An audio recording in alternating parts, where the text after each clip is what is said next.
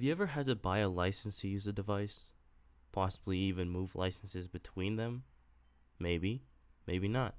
But this is a situation commonly faced by customers using VTEMs, a product from the multi-international German corporation Festo. The current process to move licenses around is inefficient and insecure. So, our senior capstone project is to produce a blockchain system to securely move licenses between a network of devices without the requirement of an open internet connection. The VTEM is a pneumatic controller that is primarily used to operate factory equipment. But for our project, what's important is that these devices contain an embedded 32-bit ARM system, which is similar to a Raspberry Pi. So how do we do it? We started by researching different existing blockchains. Wait, what's a blockchain? Well, I'm glad you asked. A blockchain is a data structure that links blocks of data together using hashing. Each new block contains the hash of a previous block. This means you can't change the data of a previous block because doing so would change its hash, causing all following blocks to become inconsistent. The hash stored wouldn't actually match the hash of the previous block. The data inside a blockchain usually represents transactions. In our case, we want the data to represent license distribution on a set of devices. After evaluating a number of potential blockchain implementations, we decided to use Ethereum. The Ethereum blockchain is programmable, allowing users to create what are called smart contracts, which implement custom logic. We picked Ethereum because it would allow us to easily write the custom logic required for our license transfer system on top of a relatively mature and well-tested open source ecosystem. As we started building with Ethereum, we realized that the VTEM devices are relatively difficult to work with for software development. They need a special power supply, are only accessible over Telnet, and lack a good amount of the tools one would expect in a standard Linux development environment. In order to prototype quickly, we created a testbed of Raspberry Pis to simulate a cluster of 5 devices that a Festo customer might have in their factory. We chose to use the Pis because they operate on an ARM architecture, much like the VTEMs, are relatively cheap, and are accessible throughout the world, meaning our German sponsor could easily procure their own to test our software on. We used Ansible to deploy a private Ethereum blockchain onto our Raspberry Pi cluster. After configuring Ethereum on each of the devices and making sure they all work together, we began pouring Ethereum onto the V10 devices. This is where our story has an unexpected twist. After downloading Ethereum onto one of the V10 devices, we discovered that it was unable to run. Sadly, the VTEM had too little RAM to run Ethereum and did not support some necessary system calls. Realizing we only had 16 megabytes of RAM and a little more than a month left, we were in a tough situation. We decided that instead of just abandoning our Ethereum solution, we should divide the teams into 2 parts. The first team, known as the Alpha Dogs, continued to deploy Ethereum onto the Raspberry Pis. The second team, known as the Beta Cats, decided to create their own lightweight blockchain solution that could run on the VTEMs. Despite the separation of our team, we wanted to have a consistent API for interactions with the blockchain. This would allow us to have one website that works with both of the solutions. We decided to have our API built on top of the HTTP protocol so that it would be easy for our website to interpret the API. The API includes 3 commands. First, there's a list, which returns a string with each device and the license features that are on it. Next, there's transfer, which allows you to submit where you want each license feature and returns a transaction hash. Finally, there's success, which takes the hash you get from the transfer command and tells you if the transaction was successful. Hello everybody, Sam here. Now I'm going to go ahead and talk to you guys about the Ethereum portion of our project. So as Matt mentioned earlier, we did have to split off into 2 different groups. One group was going to work on the Ethereum portion of the project, which was just a continuation of what we started at the beginning of this semester anyway, and then another group was going to work on a custom blockchain implementation because we did want to have something that actually did run on the VTEMs. We'll talk more about the custom blockchain solution in a later portion of this video, but for right now I want to give a general overview of how the Ethereum part of the project worked. So over here on the right, we have the end user, and they interact with our LinkChain application via a web interface. Now, as Vasa mentioned earlier, we did have a unified set of web APIs. This is the list endpoint, the transfer endpoint, and the success endpoint. we wanted to develop this in such a way that the website didn't necessarily know or care what subsystem was running underneath, either the Ethereum portion or the custom blockchain portion. So over here on the left, this block that says LickChain is what we're calling the Ethereum subsystem. Now I should note that each node in the system does have a copy of all of the software, and it is replicated across all the nodes, so that, for example, we can access the website on all of the nodes. So starting inside here with the BusyBox HTTP server, this serves the website to all the end users. Now, you might be asking why we didn't choose a more modern web service such as Apache or Nginx, and despite this portion of the project not being able to be run on the VTEMs, we did want to mimic the environment of the VTEMs as closely as we could, so that one day this software could be potentially ported over with ease. So the VTEMs did use BusyBox to serve their website, so we decided to do the same here. Next, we needed a middleware layer. So as mentioned previously, we had this web APIs, and with the custom blockchain, we could just build this or bake this directly into the blockchain. However, with Ethereum, obviously it's not specifically tailored to our exact needs, so we needed to provide one additional layer of abstraction so that we could interact with the blockchain using this unified set of APIs that we came up with. For this, we decided to use Python 3 and host a Flask server that acted as the translation layer between the blockchain calls and then the website. Finally, on the left over here, we have Geth. This stands for Go Ethereum, and it's the official implementation of Ethereum written in Go.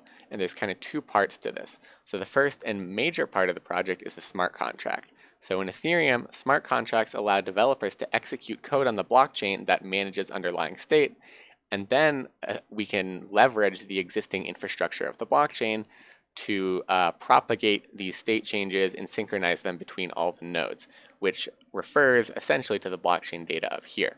So we developed a smart contract that allows for the transfer of licenses between devices. Each device has a Ethereum address associated with it, and then each Ethereum address has the list of license features associated with that. In addition, we also provided functionality to mint new licenses into the blockchain since they need to get in there somehow, and then we also provided an event-driven system that clients can subscribe to so that we can write out the new license file after a transaction is complete.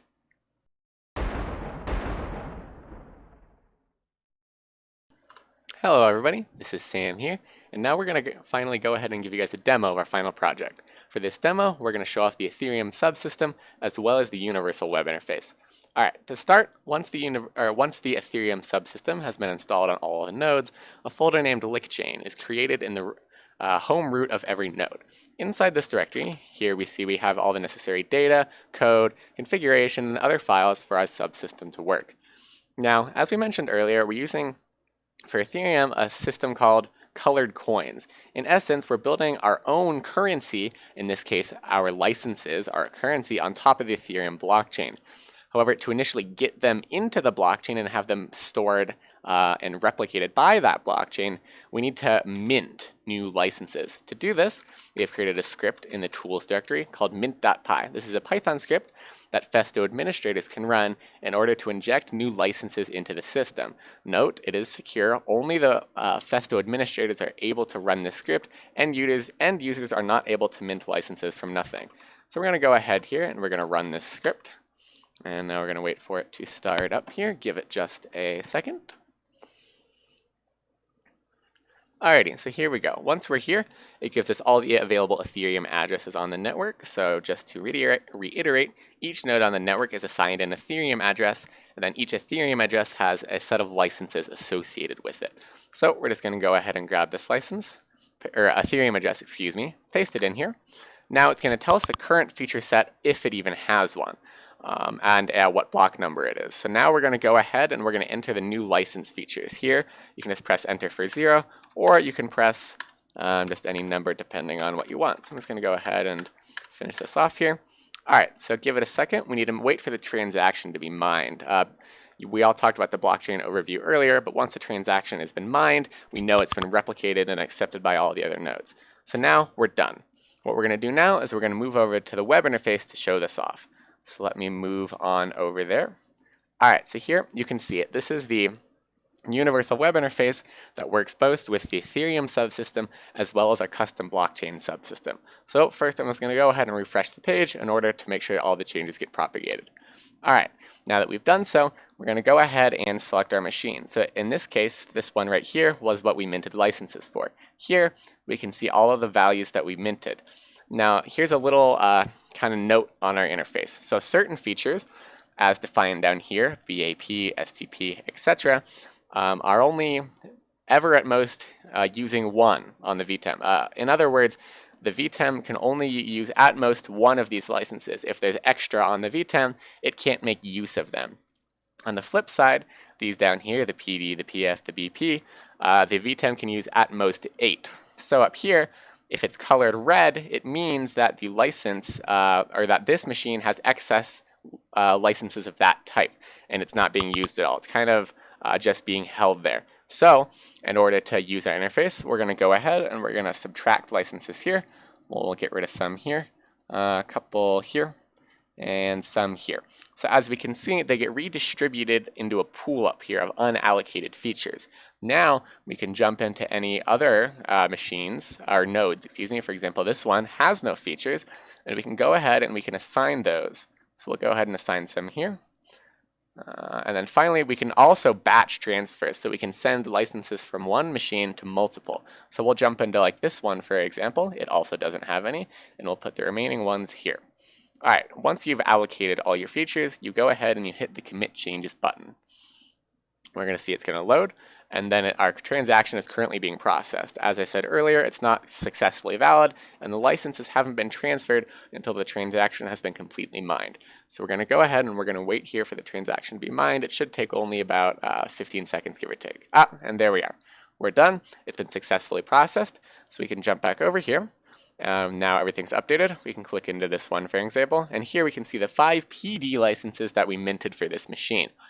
Another interesting feature of this Ethereum subsystem is we automatically write the license file to disk once the transaction has been processed. So if we jump back over to our terminal, I can show this off. All right, now that we're here, we're going to jump into F5, which corresponds to that node we just gave licenses to.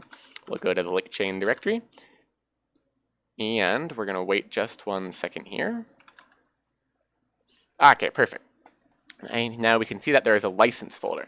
So if we go into the license folder, here is a license file that is almost identical to how it is actually on the VTEM. If we go ahead and we open it up here, we can see we just have those 5 PDs that we did indeed transfer over. So we can see not only is the blockchain, or is the state updated on the blockchain, but also on the higher level of abstraction, which Fusta uses for their licenses, we can see it's updated here and written to the license file. Finally, just as a neat little tool, we also have a history script in this history directory, or in the tools directory, excuse me.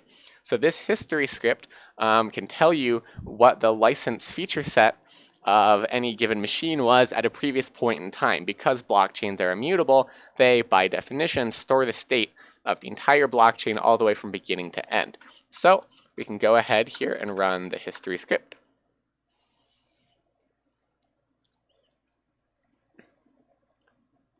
Alrighty, so then once again we're prompted with this. I only have to choose an Ethereum address to check. So we're going to check this node's Ethereum address. We'll paste it in here. Alright, so we can see right now at the current feature set for this node, we have 5 of those PD features that we just transferred over right now. And it tells us the current block number. So if we, for example, give it a previous block number like so, we can now see that we do in fact store the history. Before this, it didn't have any features, and we can see that here. That's kind of a general overview of our Ethereum subsystem and our universal web interface. I hope you guys enjoyed it. Thank you. With a little more than a month left, we realized that there was only about 16 megabytes of RAM available on the VTEM device. This was not enough to run Ethereum, so we scrambled to create a custom blockchain from scratch that would actually work on the target device. To be as lightweight and have as much control as possible, we decided to work in C. Each block was essentially a struct mapping each unique device ID to an allocation of licenses. Each block also contains a hash of the previous block to form a blockchain. We used the Raft protocol to form consensus among the devices on the state of the blockchain. Each block is stored in the Raft log and distributed to the cluster. To make all of this possible, we threw together a bunch of open source libraries. So we would like to give a huge thanks to the open source community and maintainers for making these libraries available. At the core of the system was WillMT's Raft library. Our design was also heavily inspired by TicketD. For hashing, we used libhydrogen, which is suitable for constrained environments, which is exactly what we wanted. In order to hash our block, we had to serialize it to binary before being able to hash. So for that, and also for network communication, we used TPL for serialization in order to serialize messages before they were transmitted between nodes across the network. For networking, we used libuv. libuv is a very low-level library, so this was a big learning curve, but we were working directly with TCP sockets and incoming TCP connections containing HTTP requests, for which we used HTTP parser. This was a huge help to us. We also used Jasmine to parse the body of those HTTP requests and pull out the request data. So I'm going to jump over and do a quick demo now. Up here, I'm going to run our executable on port 8008. This is going to create the leader node. As you can see here, block committed. That's our Genesis block. So our system is going. Over here, I'm going to, down below, create a new node on port 8009 connecting to our leader port on 8008. So this is a new node. And as you can see, they've synchronized. They are both on log index 4, which means they've synchronized. This is great. Alright, so we're going to query the Genesis block using the list endpoint. So we're going to take a look at list, and this is going to query the leader. There we go. As you can see, the first device has one feature in the third slot, and the second device has one feature in the fourth slot. So I've already written up here a transfer request, which moves that third feature from the first device to the second device. So all zeros for the first device now, and those two features, ones for the second device. And we're posting this to the leader node. And we get a transaction hash and success. So normally the web interface would go to the success endpoint to query if this had actually completed distribution to the network and the cluster. But I'm just going to go directly back to the list, and actually here I'm going to change this and look at the follower. So note that we posted the transfer request to the leader, and now we're going to make sure that the state is updated on the follower node. And sure enough, we see that there are no license features on the first device, and both of them have been moved to the second device. That is a demo of our custom blockchain.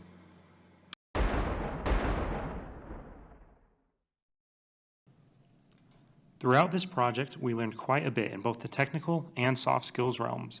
One of the most valuable lessons we learned was to set project requirements and timelines early and to review them with the sponsor often. Once we figured out how to do so, we were able to avoid numerous pitfalls that would have resulted from unclear or misunderstood communication. Another lesson that stuck with us as we advanced in our project was the importance of delegation and ensuring that all members of our team had adequate amounts of work to do and knew how their work fit in with the overall architecture of the project.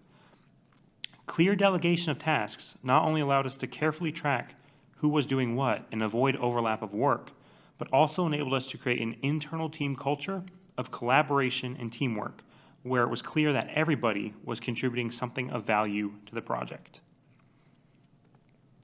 Some of the strategies we used to ensure our project success included clear and consistent communication, both internally among team members and externally with our project sponsor, setting expectations early and reviewing them often, and asking numerous questions and clarifying points of our sponsor. To assist with this communication and expectations management, we used a number of tools and strategies such as Trello, Slack, and standardized weekly Skype meetings. These, combined with a constant stream of updates to both our sponsor and university team, were ultimately essential in achieving the success we did. We ran into a number of challenges while working on this project. The earliest issue we had was when we were first establishing a consistent stream of communication with our project sponsor, who was located in Germany, which is 8 hours ahead of Denver.